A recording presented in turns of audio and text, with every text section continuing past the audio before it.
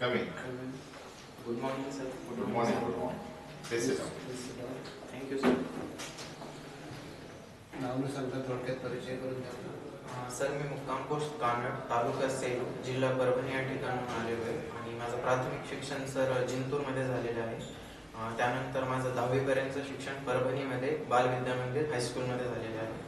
त्यानंतर engineering sir माझी father Conceicao Rodrigues college of engineering या फादर ॲग्नेल आश्रममधील इंजिनिअरिंग कॉलेजमध्ये इन्फॉर्मेशन टेक्नॉलॉजी या विषयात झालेली आहे. आणि सर त्यानंतर मी टाटा बिझनेस सपोर्ट सर्व्हिसमध्ये ॲज अ टेस्टिंग इंजिनियर म्हणून 4 वर्ष काम केलेले आहे त्या क्षेत्रामध्ये.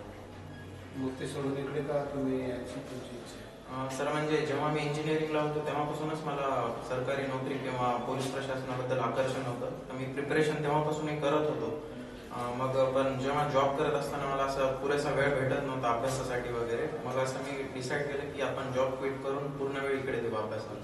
मी तेव्हा अभ्यास करत होतो पण तेवढं मला मार्क्स वगैरे येत नव्हते मग त्यावेळी. बरं, इंजिनिअरिंगच्या बऱ्याच मुलांचा मला असा अनुभव आलेला आहे की ते सुरुवातीला इंजिनियर व्हावं असं त्यांना वाटतं. त्यांच्या पॅरेंट्सची पण तेच अपेक्षा असते. पण इंजिनियर झाल्यानंतर काही त्यांना जो कामाचा अनुभव येतो त्याच्यानंतर ते दुसरीकडे वळतात. तर असं काही समस्या आहेत का तिकडे? सर आहेत तशा समस्या पण आहेत. सर कसं आहे जेव्हा इंजिनिअरिंगच्या वेळेस ॲडमिशनच्या वेळेस ना एक आपल्याकडे समज झालेला असा की चांगले मार्क्स आले तर एक तर तुम्ही MBBSला जाता किंवा इंजिनिअरिंगला जाता. मोस्टली स्टुडंट म्हणजे विद्यार्थ्यांना माहीत नसतं की आपल्याला करायचं काय. त्यांना मार्क्स पडलं तर इंजिनिअरिंग किंवा MBBS साईडला जातात. गेल्यानंतर मग तिथं थोडा वेगळा अनुभव येतो की ते कधी कधी कम्पॅटेबल होत नाही. आणि सर बरेच इंजिनिअरिंग कॉलेज इतके झालेले आहेत की विद्यार्थ्यांना मग कधी कधी जॉब पण भेटत नाही. इंजिनिअरिंग केल्यानंतर त्यांना काहीतरी दुसरा मार्ग पाहिजे असतो जॉबसाठी. त्याच्यानंतर ते वळतात सर. आणि जॉब असणाऱ्यांच्या बाबतीत पण आहे ना. हो. तुम्ही सांगितलं 4 वर्ष सर्व्हिस केली, आता इकडे तुम्ही वळताय. हो सर. प्रायव्हेटचं काय समस्या काय होत्या तिकडे? तशी सर असं समस्या म्हणून म्हणता येत नाही पण प्रायव्हेट आणि गव्हर्नमेंटमध्ये कधी कधी आकर्षण निर्माण होतं गव्हर्नमेंट जॉबचं. प्रायव्हेटच्या वेळा वगैरे निश्चित नाही आणि असं विद्यार्थ्याला वाटतं की आपण अजून कधीतरी म्हणजे मोठ्या संधीसाठी जाऊया म्हणून मग मुलं तयारी करतात त्या दृष्टीने. म्हणजे माझ्या बाबतीत ते तसंच झालेलं आहे. मला असं वाटलं की आपल्याला अजून चांगली ऑपॉर्च्युनिटी घेता येईल म्हणून मी गव्हर्नमेंट क्षेत्राकडे वळलो.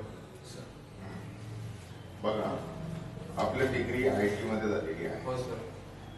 तर सध्या भारतामध्ये हायटेक सिटी किती आहे?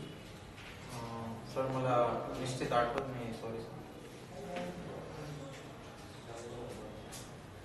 हायटेक सिटी म्हणून ओळख कोणत्या शहराची ते तर आठवत? गिफ्ट सिटी गुजरातची एक म्हणून आहे. बरोबर. आणि गुडगाव शहराची हायटेक सिटी स्मार्ट सिटी. अच्छा. हैदराबाद वगैरे नाही? हैदराबाद येते का? हैदराबाद आहे सर. बँगलोर पण गेली. एक टेक्नॉलॉजी IT मध्ये डेव्हलप झाली ती माहिती आहे तुम्हाला आता काय? रिसेंटली सर आर्टिफिशियल इंटेलिजन्स सांगता येईल. आहे. हो. AI. AI. आता AI ही प्रणाली नेमकी काय प्रणाली ती मला स्पष्ट करा. सर आर्टिफिशियल इंटेलिजन्स म्हणजे माणसासारखी किंवा त्याहून जास्त माणसापेक्षा जास्त बुद्धिमत्ता एक कम्प्युटरद्वारे निर्माण झालेली आहे. म्हणजे माणूस जे टास्क करू शकतो त्यापेक्षा व्यवस्थितरित्या जी मशीन टास्क करते ते एक प्रकारचं आर्टिफिशियल इंटेलिजन्स. आता स्वतः AI प्रणालीचा वापर शासनाच्या कोणकोणत्या एजन्सीमध्ये केला जातो? सर बऱ्याच ठिकाणी करता येईल तसा वापर. पोलीस प्रशासनात पण होतो, रेल्वे बोर्डमध्ये पण करता येईल, ट्रॅफिक कंट्रोलमध्ये पण करता येईल. होतोय, सध्या होतोय. सध्या पोलीस प्रशासनात होतोय सर आणि रेल्वेमध्ये पण होतोय. महाराष्ट्रात होतोय? सर निश्चित माहिती नाही मला त्याबद्दल. निश्चित तुम्हाला माहिती नाही. जर आता तुमचं IT झाले, AI टेक्नॉलॉजी नवीन निर्माण झाली, हो सर. त्याला AI प्रणाली आपण म्हणतो, हो. आणि तुम्ही PSI जाता तर तुम्ही गुन्हे अन्वेषण विभाग जो आहे त्याच्यामध्ये काम करताय. हो सर. तर AI टेक्नॉलॉजीने AI प्रणालीने कशा पद्धतीने तुम्ही गुन्ह्यांचा तपास कराल ते मला स्पष्ट करा. सर AIचा पोलीस प्रशासनामध्ये जर म्हणजे गुन्हेगारीच्या दृष्टीने वापर म्हणायचं झालं तर फेशियल रेकग्निशन मध्ये वापर होऊ शकतो. म्हणजे कॅमेरा आणि रडारच्या मार्फत जे फेशियल एक्सप्रेशन वगैरे सेव्ह करू शकतो आपण त्यांचे.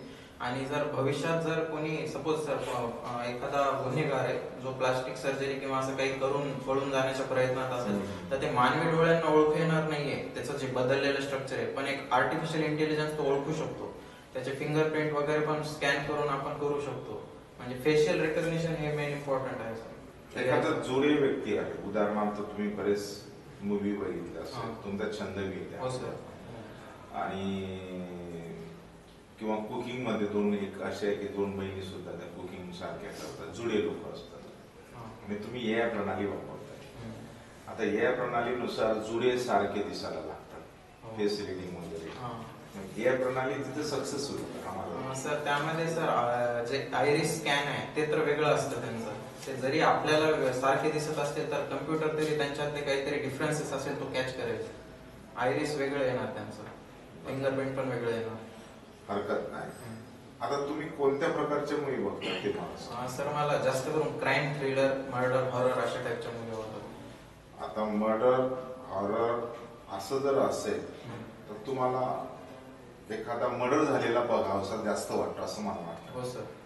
म्हणजे जास्तीत जास्त खून व्हावे आणि तुम्ही बघावे ही नाही प्रणाली सर, आहे का? म्हणजे त्या दृष्टीने नाही, पण एक मर्डर जर झालं तर मला अशी भीती वाटणार नाही ते बघायची वगैरे, आणि सॉल्व्ह करायला पण छान वाटेल. मला क्राईम पेट्रोलची खूप आवड आहे सर. तुम्ही असं म्हणाल की माझ्यासमोर मर्डर कर, मला बरं वाटेल, मग मी क्राईम म्हणजे तपास करतो त्याचा, नाही असं सर. म्हणायचंय का? नाही सर, म्हणजे एक प्रकारे मला सर मर्डर इन्व्हेस्टिगेशनची वगैरे आवड आहे, तर त्याचा वापर पोलीस प्रशासनात करू शकतो. मग त्याच्यापेक्षा तुम्ही पीएम हाऊस असताना पोस्टमार्टम हाऊस तिथं जर तुम्ही सकाळ ते संध्याकाळ जाऊन बसलात तर तुमची भीतीच दूर होऊन जाईल. सर म्हणजे ते तसं डिसेक्शन टाईप मध्ये मला आवड नाहीये, पण एक गुन्ह्याचा तपास म्हणून मला आवड आहे. अच्छा. म्हणजे मला असं खून झालेला आवडणार नाही, पण त्याचा तपास अधिकारी म्हणून तपास म्हणून आवडेल. अच्छा अच्छा. म्हणजे महाराष्ट्रात कुठेही खून हो मला पाठवा असं तुम्ही म्हणाल पोलीस सर माझी तयारी आहे. अच्छा ठीक आहे. आता एखादी मूवी सांगा की ज्याच्यामध्ये सस्पेन्स होता आणि मर्डर झालेला होता, असं एखादं सिनेमाचं नाव सांगा, मूवीचं नाव सांगा. वेब सिरीज सांगू सर? हा, आता तुम्ही वेब सिरीज नाही लिहिले, तिथे मूवी लिहिलेलं आहे. म्हणजे मी सर वेब सिरीज मूवी सर्वच पाहतो. बर सांगा. सर एक मनी हाइस्ट म्हणून आहे, त्यामध्ये मर्डर वगैरे केलेलं, म्हणजे त्याच्यामध्ये बँकची चोरी प्लस मर्डर असं डबल सस्पेन्स आहे. तर ते मर्डरचा तपास लावतात वगैरे, पोलीस यंत्रणांना कसं चकमा द्यायचा त्यामध्ये ते तसं दाखवलेलं. बर ठीक आहे. आता तुम्ही मर्डरची भूमिका पाहिली, तुमच्या समोर मर्डर झालेला पाहिला आणि तुमचा दुसरा छंद आहे कुकिंग. हो सर. तिथं रक्तरंजित झालेला आहे, आतड्या बाहेर पडलेल्या आहे आणि नंतर तुम्हाला कुकिंग हा छंद जोपासायचा आहे, तर कसा जोपासा? सर तसा दोघांचा असा संबंध म्हणजे लावता येत नाही, पण कुकिंगची आवड सर मला आधीपासूनच आहे. म्हणजे मी एकटा राहिलेलो आहे बाहेर, त्यामुळे मला म्हणजे कुकिंग करणं भाग होतं मला, तिथून माझं ती आवड निर्माण झाली. पण असं जर असं कुकिंग किंवा मर्डरचा रिलेशन लावायचं झालं तर मला मर्डरमुळे असं किळस वगैरे येत नाही. असं पाहिलं तर मी डिसेक्शन पाहिलेले आहे, तसे किळस नाही येणार मला. बर ठीक आहे. आता तुम्ही कोणत्या जिल्ह्यातून आले? परभणी जिल्हा. आता परभणी जिल्ह्यामधील एक खासदार आमदार महोदय आहे की ते तलवार वगैरे घेऊन सभेमध्ये किंवा लोकांमध्ये असतात, त्यांच्यावर गुन्हा रजिस्टर झालेला होता. सर मी ऐकलं नाही त्याबद्दल. वादग्रस्त एक आमदार महोदय तुमच्याकडे कोणते आहेत? परभणी जिल्ह्यातील आहेत का की प्रॉपर परभणी? सर परभणी जिल्ह्यामध्ये. सर ऐकण्यात नाही माझ्या. ठीक आहे. परभणी जिल्ह्यामध्ये कृषी विद्यापीठ आहे का? हो सर. काय नाव आहे? वसंतराव नाईक मराठवाडा कृषी विद्यापीठ. वसंतराव नाईक यांना काय म्हणतात? सर म्हणजे त्यांनी कृषीमध्ये खूप चांगलं काम केलेलं आहे महाराष्ट्राचं, तर त्यामुळे त्यांना महाराष्ट्राचे कृषी सेवक म्हणतात. कृषी सेवक म्हणतात. कृषी सेवक. हो. आता तुम्ही पोलीस सेवेत काम केल्यानंतर पोलीस सेवक म्हणायचं का तुम्हाला? हो सर. एक हरित क्रांतीचे जनक किंवा प्रणेते असं असं महाराष्ट्रातील तुम्ही प्रणेते, त्यांना सेवक म्हणता, हरकत नाही. म्हणजे मी सर त्यांच्याबद्दल वाचलेले आहे, ते स्वतःलाच म्हणतात की मी कृषी सेवक आहे. नाही असं बरं ठीक आहे. भारताचे तुमच्या माहितीनुसार असलेले कृषी सेवक कोण मग? सर चरण सिंग चौधरी सर. ते सेवक आहे. वा वा. भारताच्या हरित क्रांतीचे प्रणेते कोण आहे? स्वामीनाथन साहेब. अच्छा. MS स्वामीनाथन. ज्यांना काय मिळालं आता? त्यांना सर सध्याच भारतरत्न पुरस्कार मिळाला. किती लोकांना मिळाला भारत? 5 जणांना. नाव सांगा. एक कर्पूरी ठाकूर, MS स्वामीनाथन, लालकृष्ण अडवाणी आणि सर मला 2 आठवते. चरण सिंग चालेल तुमचं. चरण सिंग. हा. अजून 5वं सर आठवत.